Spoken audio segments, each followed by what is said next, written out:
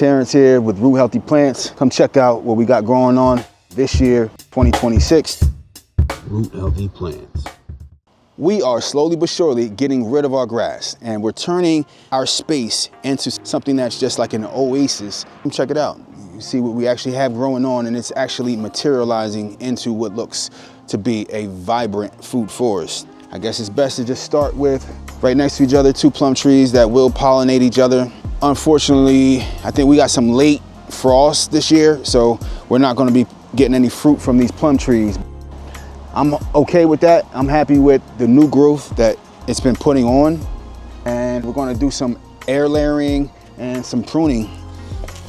We have all our air layer bottles. We will be doing some air layering and cloning these trees. I think this is a good opportunity while they're not fruiting to just take off some of the branches and produce clones of the trees. Let's go look right here, right under that. You see I overseeded a bunch of squash here, covering the ground. We have a couple things interplanted in there. I grew some snap peas in here. That's like climbing their way up here. You can just follow me this way. We have some more squash down here. Some onions I put in here. If you can see that Tuscan kale over there.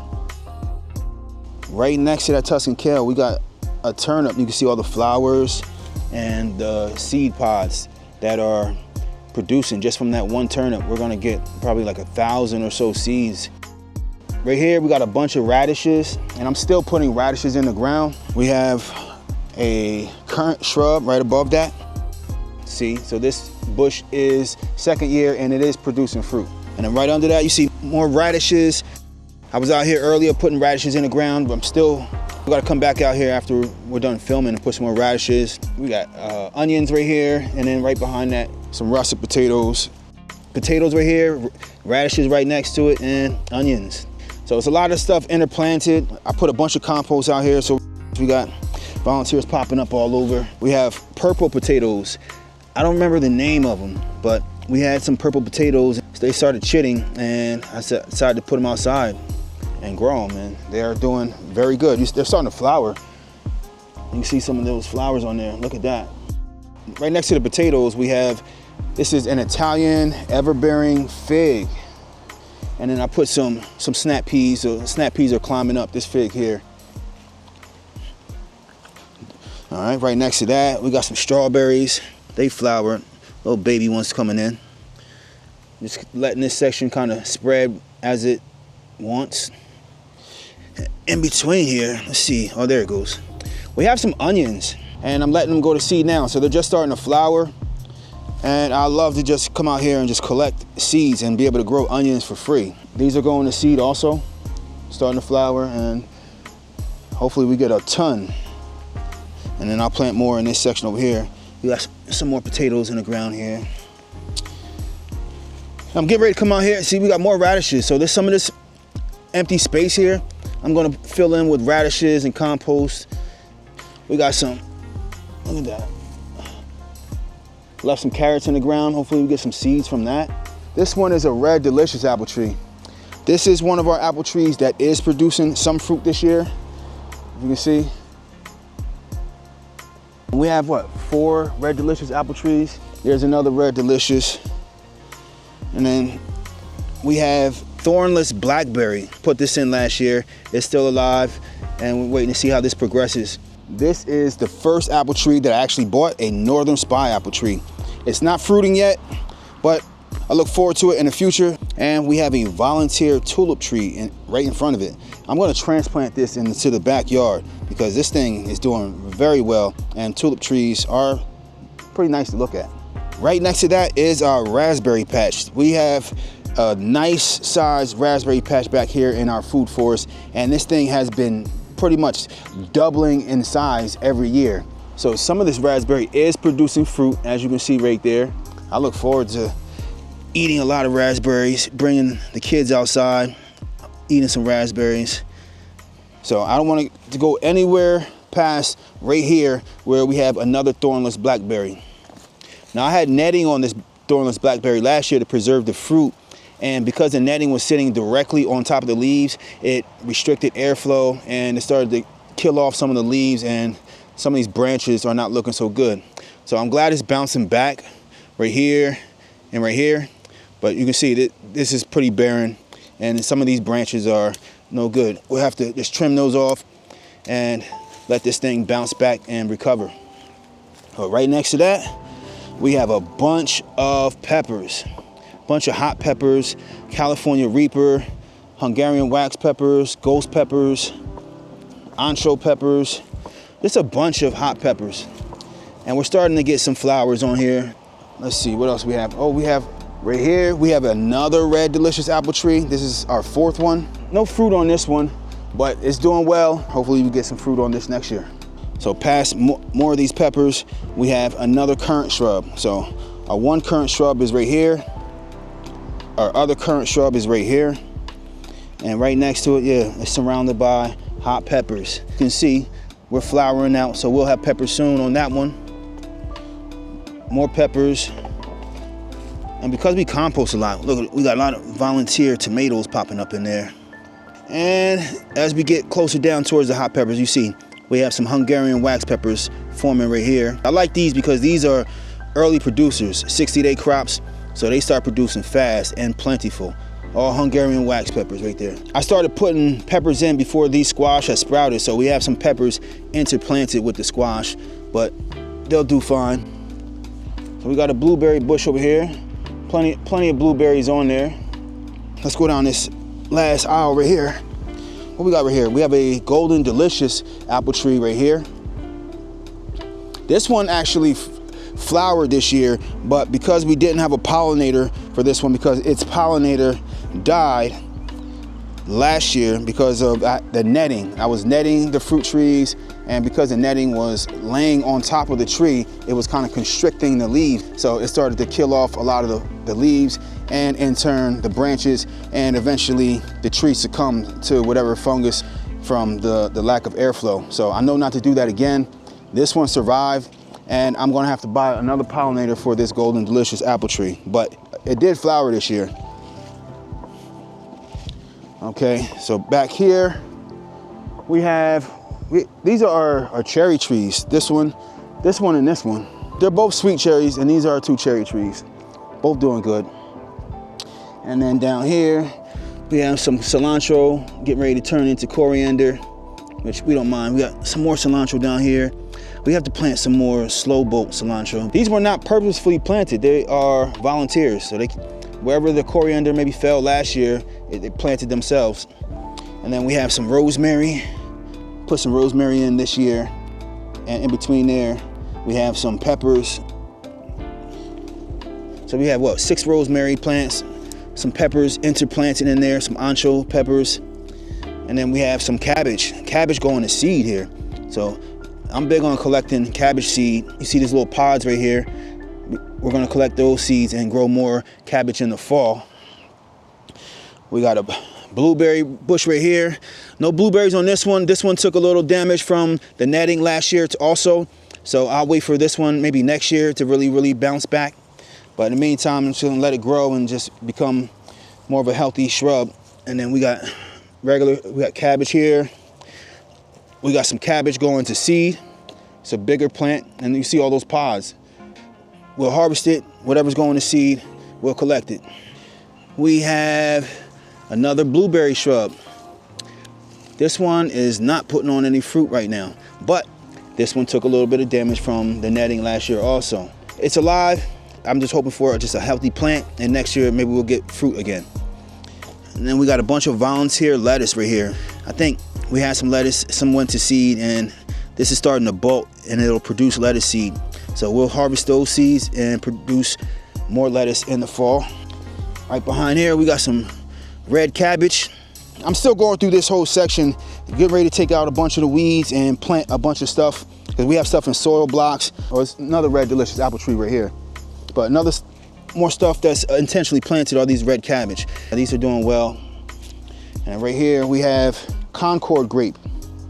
So we have some sweet grapes, for fresh eating, and then we have these Concord grapes, which are, that's better for jelly or wine. Right next to that, some more red cabbage. We have another Italian ever-bearing fig tree. These things are just starting to wake up, and maybe we'll do some pruning on here. I left a lot of last year's growth to see if some fig will grow on the old growth, and it's not looking like it. It's producing all new growth, so maybe we'll prune some of that back. Another Concord grape. I think maybe we'll get some grapes this year. We got grapes on the Concord grapes last year, and the animals ate them. So we'll see. We'll wait and see if this produces. And last but not least, another Red Delicious apple tree, which concludes the last fruit tree back here in this enclosure.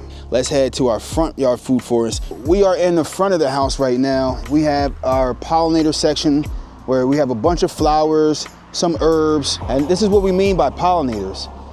The bees just love these flowering sage and the flowering thyme right next to each other. Okay, so on this other side, we have some pollinators. Right here, we have our swamp milkweed. This thing comes back, zero maintenance. The bees love it, the butterflies love it. The milkweed is a natural host for the monarch butterfly. In this section right here, we have some glass gem corn growing. So some are small, some are bigger, but it's also called Indian corn or rainbow corn. This is part of our what we deem our survival food forest, stuff that can last for years. So come inside the front yard food forest area. Walking in this enclosure right here, we have our hazelnut tree, which is pretty small, but we bought this bare root. So it's put on a lot of growth since we got it. Next to that, this is a patch of barley. We got some wheat growing, some barley, testing our hand at that. We'll let you know and update you on how well that goes. What do we have? Next, we have, this is our peach, our Siberian peach tree. Still no flowers yet, but we bought this very small, and this thing has been shooting up each year. On this side, so we have our Lenten rose right there. Right next to that are our knockout roses. We have some globe allium right here. Some more Lenten rose on this side. Some false indigo next to that. This is a lilac shrub.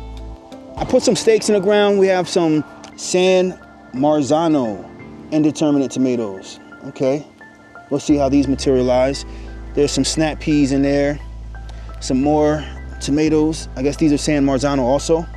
And then some sunflowers out here. A whole nother row of snap peas. We have some beefsteak tomatoes right here for this steak, which are also indeterminate. We got some hot peppers. What we have? California Reaper, ghost peppers. And we have some hydrangea. And interplanted between the hydrangea are hot peppers.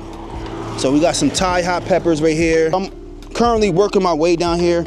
It's another hydrangea. So I'm currently working my way down the row where we're going to put more hydrangea, and in between those we're going to interplant some more vegetables, but this is in the making. Right here we have pawpaw, which we have in total we have 6 pawpaw trees, but this one is doing good. We bought this bare root. Behind the pawpaw we have some cucumbers, we have some garlic. The garlic is starting to produce flowers, and then we're going to collect seed from that also. Almost forgot to mention this pear tree right here. Put this in last year. This is a Sickel pear. And it's got a few fruit on there. If you can see that right there. Hopefully the birds and the squirrels or whatever don't get them all. Right here, we have some, you guessed it, elderberry. If you didn't know, these are poisonous, so don't grow elderberry and eat them fresh. You must cook them. We have some thyme right here. This has been here for years now. It's been giving us plenty of time year after year. Just come out here and use it as we need it. What we're saying about like new shoots. This is elderberry right here. And then right above that is plenty more elderberry, which it's doing a lot of flowering, and we need to come out here and harvest the fruit when they get ripe before the birds do, because the birds will eat all of the elderberry. Right here we have another pawpaw. It's doing good. That's 2 of 3 of the pawpaw in our front yard food forest. Behind here we have a nectarine tree. The tree is doing well. We had late frost this year, so we're not getting any fruit on this one, but it's of maturity to fruit, and it has fruited in the past. This is a small patch of wheat right here, just trying our hand at that. There's some high bush blueberries right here. No fruit on them yet, but yeah, they're here nonetheless. Do we want to mention this fig right here? It's a mess over here, but this fig is still alive. This one is a phenomenal. We have another nectarine tree right here. Even though it's a small tree, this is of fruiting maturity. This one gave us 30 fruit last year, but due to our late frost, we're not going to get any fruit this year. So it is what it is. We'll just let this continue to grow and flourish. And we have another fig back here. This is a Chicago hardy fig. You can see he's putting on some really nice leaves right here. Beautiful leaves right there. All right, so beyond this backyard food forest right here, we are starting another food forest in the back and a little bit of a different style. So come join me, because I've been talking about this for years. We put a bunch of dump truck loads of Arborist mulch back here, and I'm putting up enclosures because we don't have a fence around the whole property. And you can start to see all those stakes I'm putting up. And this one is starting to be more of like a market garden style. Come on over here so we can look inside. You can kind of see the idea of what we're trying to accomplish here. Only one row is done with the poly cover. I still have to add plants in there, doing like tomatoes, peppers. If you can see along the sides here, there's a bunch of sunflowers that's not under the poly cover. The style is a market garden style. I'm still layering it as a food forest. I'm just doing it under poly cover to try to stave back a lot of the weeds to try to help us with managing this area. If y'all have experience with this poly cover, let me know. Do y'all like it? Do you dislike it? Do you prefer to just have your space nice and open? That's pretty much what we have growing on right now for Root Healthy Plants 2026. I'm gonna get a lot more stuff in the ground. Let me know in the comments what you would like to see more of. If you have any questions, put it in the comments. I look forward to putting out the next piece of content and hearing what you got to say. Until next time, keep it growing.